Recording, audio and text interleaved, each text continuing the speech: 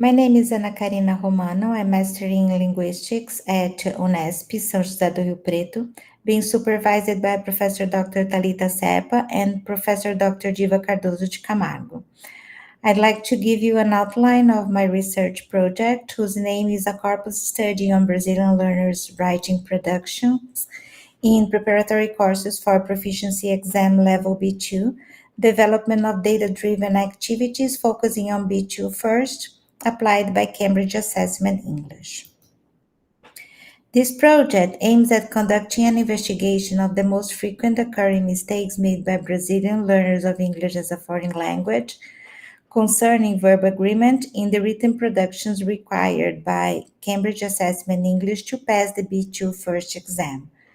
For this purpose, we are going to compile a do-it-yourself corpus of written materials produced by students during preparatory courses in several language schools in Brazil, which will be used to identify the types and frequency of deviations from normative grammar, in the attempt to bridge the gap between challenges faced by learners and what is expected from Cambridge in the writing paper of the above-mentioned exam.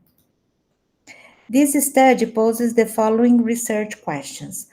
What are the most frequent deviations in the use of verb agreement found in written productions of Brazilian learners in level B2?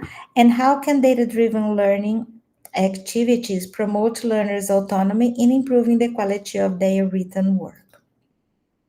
The main objectives of this study is to understand the main challenges faced by Brazilian learners preparing to sit for B2 first, to identify the ability to use appropriate language in writing regarding the use of verb agreement in academic discourse, and to develop data-driven learning activities to promote learners' autonomy in the identification of the most suitable structures to be used in this context.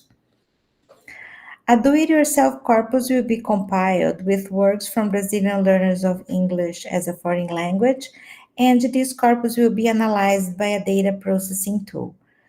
We have decided to use Languagebox for this purpose once it can be freely downloaded and supports a wide range of file formats. We plan to identify patterns and frequencies of the occurrences and perform a qualitative analysis of the outcome, which will be presented in tables and graphs to make data easier to understand. This is an ongoing work, therefore we don't have any concrete results to be presented so far. A working hypothesis is that L1 interference plays an important role in the use of verb agreement due to some similarities between the two languages, especially considering compound subject, subject followed by two or more verbs, undefined pronouns, and uncountable nouns.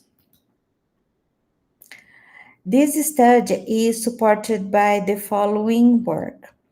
Linguística de Corpus by Tony Beber Sardinha, Corpus Linguistic Investigating Language Structure and Use by Douglas Biber, What Can a Corpus Tell Us About Grammar by Susan Conrad, and Corpus Linguistic for ELT Research and Practice by Ivor Chimes. On data-driven learning, we based on What is Data-Driven Learning by Angela Chambers, and How Can Data-Driven Learning Be Used in Language Teaching by Gilkin and Granger.